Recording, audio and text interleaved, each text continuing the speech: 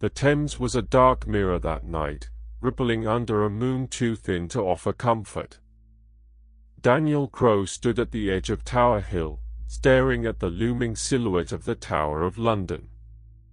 Its stone walls, blackened by age, storms, and the weight of centuries, rose like a jagged crown above the river. Floodlights made the stones glow pale, almost sickly, like old bones exposed under surgical lamps. Daniel wasn't a tourist. He wasn't a historian. He wasn't even a believer in the supernatural. He was a documentarian, one who specialized in debunking haunted places. But this assignment was different. His producers weren't looking for rational explanations or debunking. They wanted terror. They wanted footage, raw, unsettling, and real, of the tower at night. Rumors had swirled for centuries, but recent reports claimed the hauntings had intensified. Visitors fainted without reason, guards refused night shifts, and a security camera had captured what looked like a headless figure gliding along the battlements. Daniel had reviewed the footage. He knew video trickery. He knew light distortions. But that had been different. The figure didn't walk. It floated. And there was no head. Now he stepped forward, adjusting the camera strap to his chest. A yeoman warder, one of the iconic beefeaters, stood at the gate, his expression unusually tense. "You really staying the night?" the guard asked, his voice low. Daniel nodded. "I need everything authentic. No reenactors, no actors, no interruptions." The guard hesitated. "I can open the gates. I cannot promise they'll open again." Daniel forced a chuckle, but the warder didn't laugh. The heavy wooden doors opened with a groan that sounded almost human. He stepped inside. The gate closed behind him with a boom that echoed like a final heartbeat. And the tower swallowed him whole. Night inside the Tower of London felt different from night anywhere else. It was thick, dense, like something alive, pressing against the skin. The air seemed colder. The wind, quieter. Even Daniel's footsteps felt absorbed by the stones, as if the floor was hungry for sound. He began his exploration at the White Tower, the oldest part of the fortress.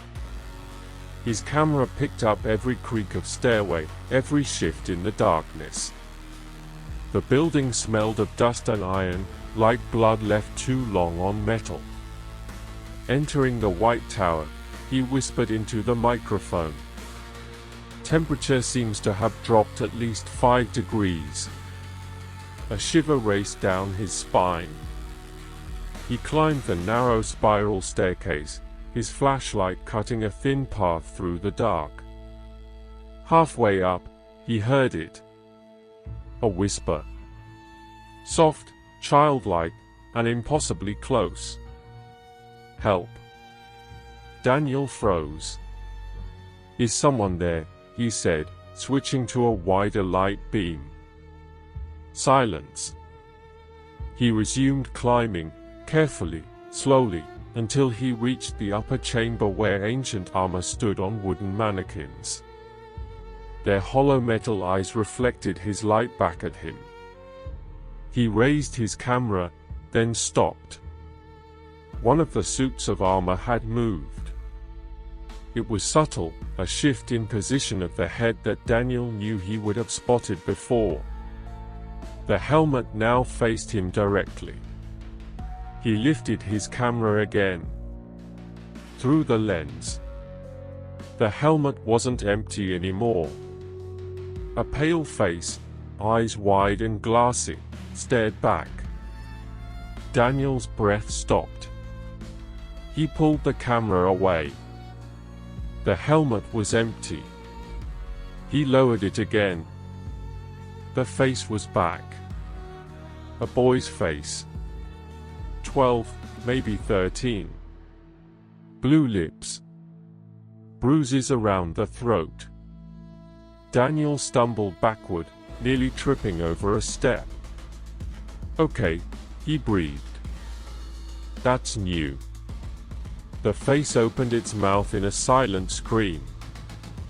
Daniel snapped the camera up, and every suit of armor turned its head toward him at once. He ran. He didn't stop running until he reached a courtyard lit by only a sliver of moonlight. His breath came in clouds. His hands shook violently. Calm down. It's stress. Sleep deprivation. Shadows. He turned on the camera again. Heading toward the bloody tower, he narrated. Reports say the ghosts of the princes in the tower, Edward and Richard, are most commonly seen here. His voice echoed slightly. He entered the bloody tower slowly. The wooden door creaked, the sound ricocheting down the stone corridor. Inside, the air was colder than before. Much colder. His breath turned white again. He checked the room where the two young princes were believed to have been murdered centuries ago. A single lantern illuminated the chamber, casting long shadows on the stone walls. He stepped closer and heard footsteps behind him. He spun. Nobody. The footsteps continued, running now, circling him, fast, impossibly fast. Then small hands grabbed his coat. Daniel screamed. Two translucent figures, small, pale, dressed in royal tunics, stood before him. Their faces were sunken, eyes hollow, as if crying for centuries had entered them. "Don't leave us," one whispered. "They come at night," the other said. Daniel swallowed hard. Who? Before they could answer, something slammed violently into the wall behind him. The boys vanished instantly. The room fell silent. And then, something heavy dragged itself across the corridor outside. Something large. Slow. Deliberate. Daniel pressed himself against the wall. The dragging stopped. Seconds passed. Then a soft knock sounded on the door. Tap. Tap. Tap. He forced himself to move, lifting the lantern. The door slowly began to open on its own, and a head rolled into the room. It stopped at his feet, eyes open. And Boleyn's eyes. Her lips moved, forming soundless words. The lantern flickered violently. A tall black silhouette formed behind the head. A woman's headless body. It reached for him. Daniel bolted out of the bloody tower. He didn't stop until he reached the tower green, where famous executions had taken place. The grass seemed darker here, as if stained by memories rather than blood. The ravens, those legendary protectors of the tower, watched him from the posts and rooftops. Their eyes gleamed in the dark. One raven hopped closer. "Turn back," it croaked. Daniel stared at it, stunned. Did you just?" The raven flapped its wings. "Turn back, or she will find you." A chill shot through him. Who? The raven's head tilted. The one who walks without her head. And Boleyn. He backed away. And that's when all the ravens turned their heads in unison toward the archway leading to Tower Green's scaffold spot. Daniel followed their gaze. A figure stood there. A woman's dress from the Tudor era. Deep emerald fabric. Blood around the collar where the head should be. The headless form raised a phantom chin, almost as if sniffing for him. Daniel shut off his flashlight. Click. Darkness swallowed everything. And then he heard her. A slow, dragging step. Then another. The scent of old roses filled the air. She was searching for him. He stayed perfectly still. But something touched his shoulder. Freezing fingers, icy and stiff. Daniel screamed, running blindly across the grass. He didn't know where he was going, he only ran until he reached the water. Traitor's Gate. The haunted entrance where prisoners once arrived to meet their death. The moonlight shimmered across the water like broken glass. Daniel sank to his knees, trembling uncontrollably. Get a grip, he whispered to himself. You're imagining it. Stress. History messing with your head. But deep down, he knew it wasn't hallucination. The tower was awake tonight. And it had chosen him. The water rippled. He leaned closer. And a hand broke through the surface, grabbing his wrist. Rotting. Ice cold. A second hand emerged. Then a face, swollen, blue, eyes wide with terror. A drowned prisoner. Dozens more faces surfaced behind him, forming a circle in the water. All silent. All watching. Daniel tried to pull away, but the grip tightened. Release me, he shouted. The drowned man opened his mouth, but only water poured out. Daniel slammed his fist down on the hand, breaking free, and scrambled backwards across the stone. The drowned prisoners sank again, their faces fading into the dark water. He was shaking so badly his teeth chattered. He had to leave. Now. Daniel forced himself to move toward one of the living quarters, a structure known as the King's House. Maybe there he could find warmth, or a locked door, or just a place the ghosts wouldn't follow. He entered slowly. Inside, the wood creaked, and the faint smell of candles lingered in the air. Old portraits lined the walls, bearded kings, pale queens, eyes staring blankly through generations. A fire flickered in the corner. That stopped him. A fire. He hadn't lit it. Nobody else was supposed to be here. He approached it cautiously. The flames burned blue. He lifted his camera.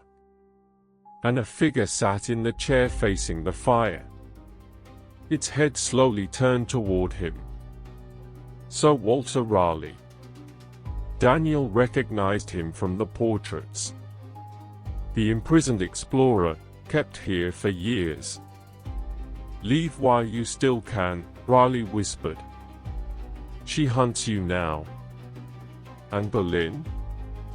No, Raleigh said grimly. Something older. Daniel swallowed. Older? The tower was built on blood long before kings made it famous. Every stone remembers. Every shadow listens. His eyes darkened. And tonight, they awaken. Before Daniel could respond, Raleigh's form flickered, then dissolved like smoke. The fire died instantly. Darkness. Daniel stumbled backward, straight into someone. He turned slowly. A small boy stood behind him, one of the princes. "You're in her way," the boy said. "Whose?" But the child only pointed behind Daniel, where the shadows were gathering together into a tall shape. A headless shape. Daniel ran again. He descended into the underground chambers, the torture rooms, hoping the thick stone walls would stop whatever pursued him. The air was damp and foul. Rusted shackles hung from the walls. The wooden rack stretched out like a dead insect. He began filming again, though his hands shook violently. "This is the torture chamber," he whispered into the mic. I can't tell what's real anymore." A faint jingling cut him off. The shackles were moving on their own. Clinking. Tightening. Stretching. He stepped back. The rack creaked. The ropes tightened, as if invisible limbs pulled at them. Something began to appear on the rack. A body. Skin torn. Limbs stretched beyond human possibility. Eyes bulging. It gasped weakly.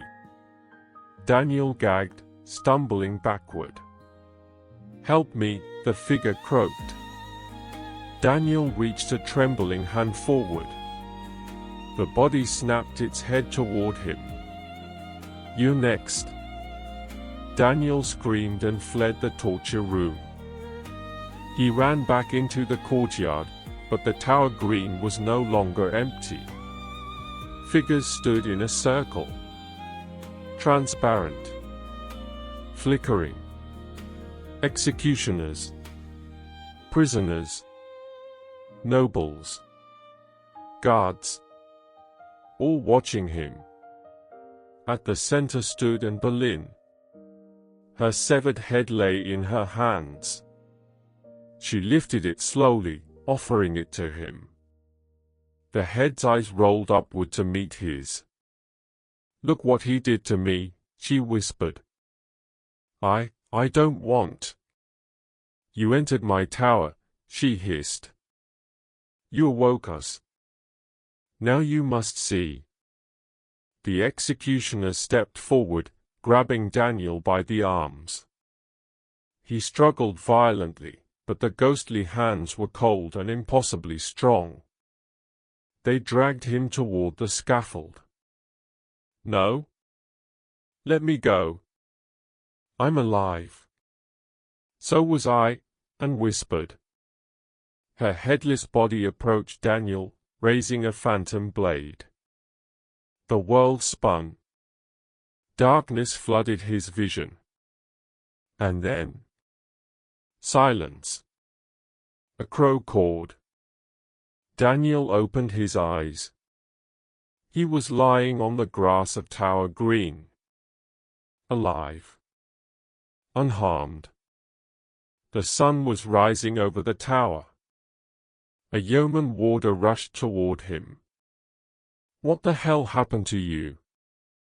You look like you saw." Daniel staggered up, shaking violently. "We need to leave. Now. Open the gate." The guard nodded, helping him walk. As they neared the exit, Daniel turned to look at the White Tower one last time. A figure stood at the window. A woman in emerald green. Her hands cupped something lovingly. Her head. She raised it slightly, as if in a silent farewell. Daniel froze. "Do you see her?" he whispered. "See who?" the guard asked. The figure slowly began to fade. But Daniel swore he saw her smile. 2 days later, Daniel reviewed the footage in his studio. Most of it was static. Some was pitch black. Some was distorted beyond recognition. He scrubbed through hours of glitching video until he found something clear. It was the moment in the torture chamber. A full body on the rack. Impossible. He rewound. Then he saw something else. Behind him. In every clip. Every angle. Every room. A headless woman. Following him. Even when he wasn't looking. Even when he wasn't aware. He shut the laptop. The room grew colder. And behind him, a soft voice whispered, "You left the tower. But I follow." Daniel didn't turn around. He didn't have to. He already knew who stood behind him.